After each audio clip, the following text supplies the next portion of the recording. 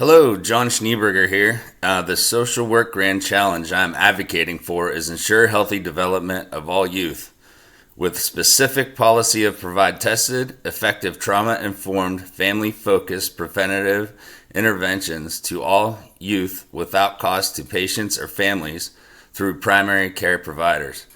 I am advocating directly to PA House Representative Jim Gregory, my representative, who sits on the Committee for Human Services, and PA House Representative Lou Schmidt, who represents the area where I do my field placement and sits on the Insurance Committee.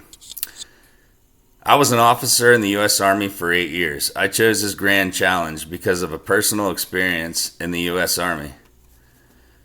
While serving in the Army, my commander needed a volunteer from our unit to deploy to Bosnia and Croatia as a NATO peacekeeper for 6 months.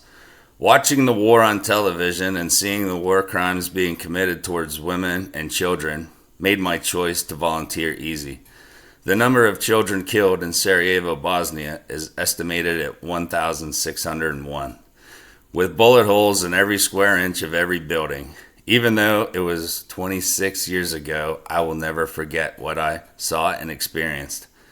We must protect our most vulnerable population with all the tools and resources we have.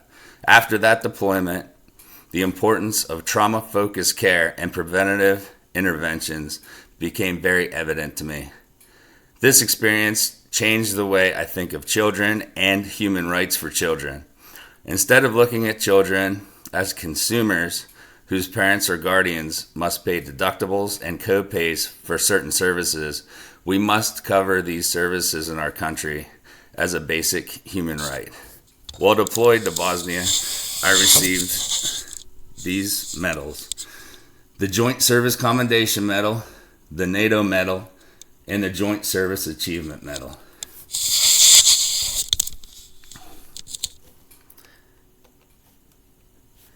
Each year, more than 6 million young people receive treatment for mental, emotional, or behavioral problems, such as schizophrenia and severe mental illness. Behavioral health problems and mental illness in children and adolescents take a heavy toll over a lifetime, with significant impacts on rates of economic independence, morbidity, and mortality. For decades, public policies have focused on treating these problems only after they have been identified at a high cost and ongoing cost to young people, families, communities, and the nation. But evidence now suggests that many such problems can be prevented. Behavioral health problems of anxiety, depression, substance abuse, aggression, violence, and delinquency. The United Nations Conventions on the Rights of a Child is an international human rights treaty and is most comprehensive instrument which protects children, civil, political, as well as social, health, economic, and cultural rights. It is built on the idea of child's best interest and welfare, as well as protect children against all forms of discrimination. 196 countries are part of it, including every member of the United Nations, except for the United States. We look at children as consumers whose parents or guardians must pay deductibles and co-pays for certain services, especially preventative services. Strong evidence shows us how to prevent many behavioral health problems before they emerge. By unleashing the power of prevention through widespread use of proven approaches, we can help all young grow up to become healthy and productive adults.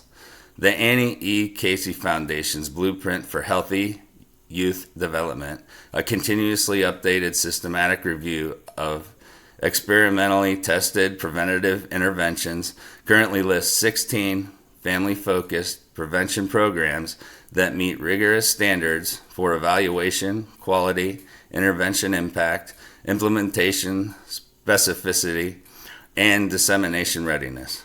Within a decade, we can reduce the incidence and prevalence of behavioral health problems in the population of the youth people from birth to age 24 by 20% from current levels, and reduce racial and socioeconomic disparities in behavioral health problems by 20% through the widespread implementation of tested and effective preventative interventions. Evidence has shown that family-focused preventative interventions positively affect children's behavioral health problems of anxiety, depression, substance abuse, aggression, violence, and delinquency. Primary care providers, pediatricians, family physicians, nurse practitioners, physician's assistants are often the first resource consulted when parents have concerns about their children's behavior. If preventative services were covered, it only makes sense that primary care providers should execute it. I would like trauma-informed, family-focused preventative interventions without cost to patients or families through primary health care providers implemented in your districts, and would like you to advocate for the rest of the state to implement it. Widespread integration of family-focused preventative programs into primary care will require addressing insurance and Medicare issues through clear policy and regulatory standards so that primary care providers can be paid for these services.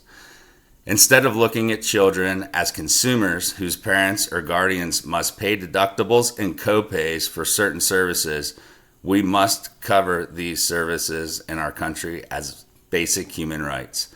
Thank you for your time.